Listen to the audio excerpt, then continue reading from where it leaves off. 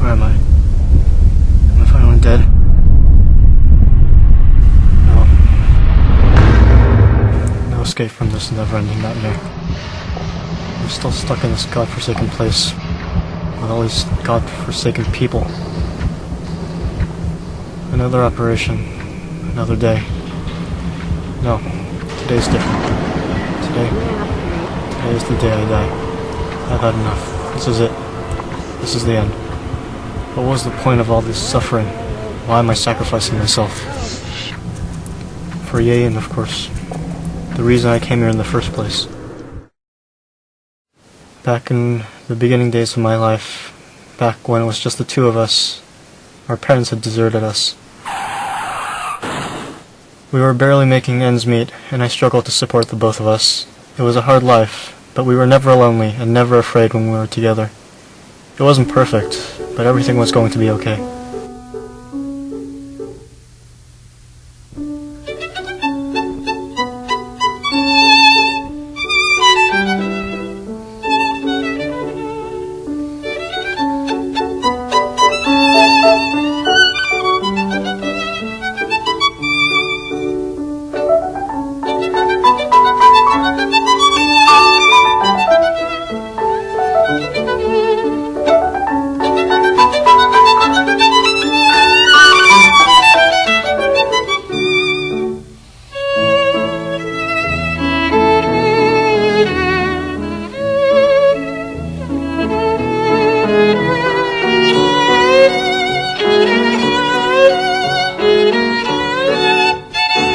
Then she got sick.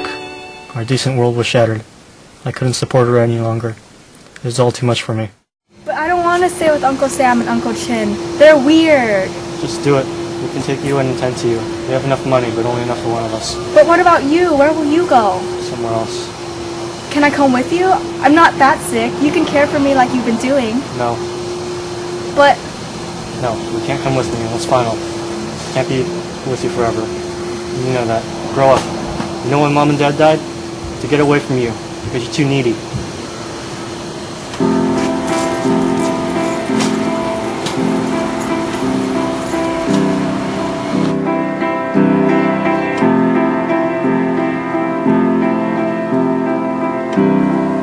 Maybe I was too hard on her. I didn't really mean what I said, but I thought it would be easier for her to live without me after being so cruel. But it was mainly for me. I couldn't stand to see her so frail. I wasn't sure if she'd die, but I wanted to prepare myself if she did. But I would be back. I was sure of it.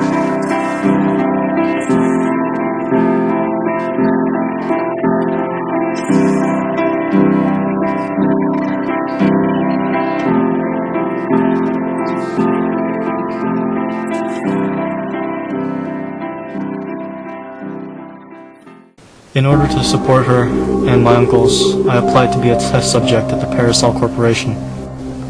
I did not care what I was getting into. I just wanted the money and to possibly find the cure for her. Nobody had mentioned what the stakes were. It was all right with me. How naive I was. The consequences of my action quickly descended upon me. I had entered a living hell. At Parasol, I went through many tests, many of which applied pain, both physically and mentally.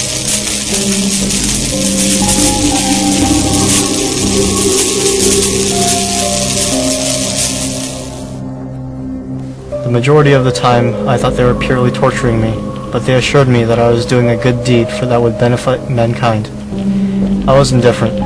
To me, it was just a bunch of bull, but I kept going. I had to.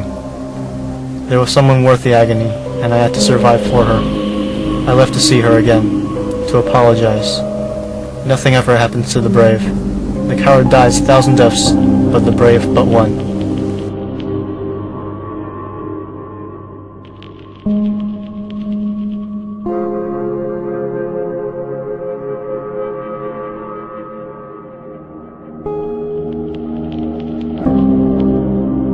I couldn't quit. Not yet. Even if I wanted to leave, I couldn't. I had signed a contract that bound me to Parasol.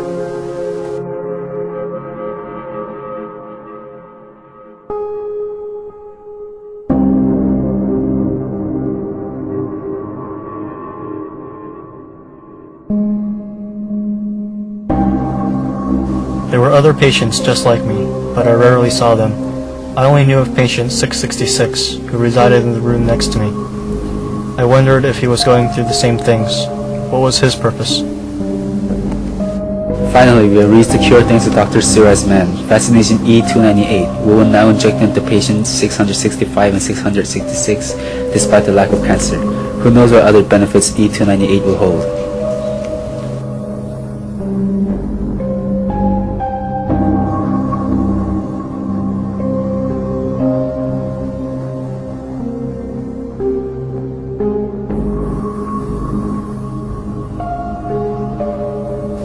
After further tests, they finally decided to drill into my brain.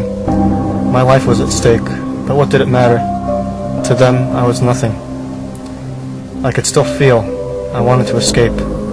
This was definitely not what I had signed up for. I couldn't go out this way. Not now. Not yet. Doctor, wait!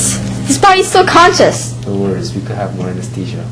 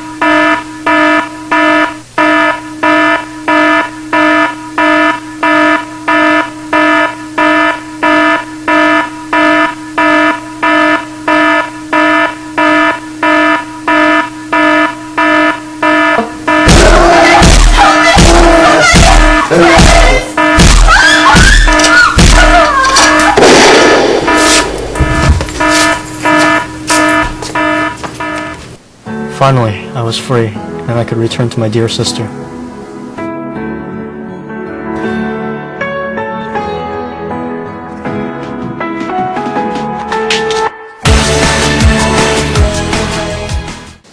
Hey, sorry about before. I didn't mean to hurt you.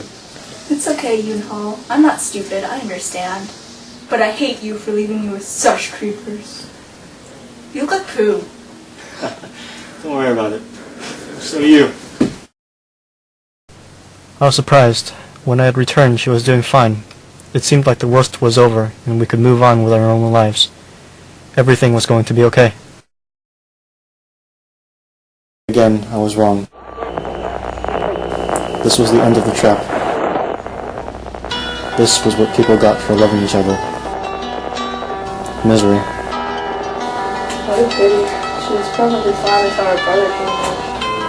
I went out the door, and suddenly I felt alone and empty. Everything was gone inside of me. I did not think I could not think.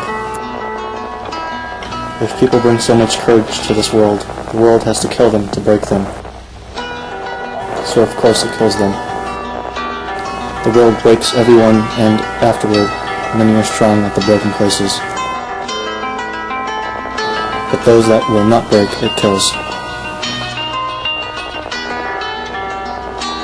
It kills the very good, and the very gentle, and the very brave impartially. Like an injection of anesthesia, our attempts at happiness last only so long before reality catches up to us.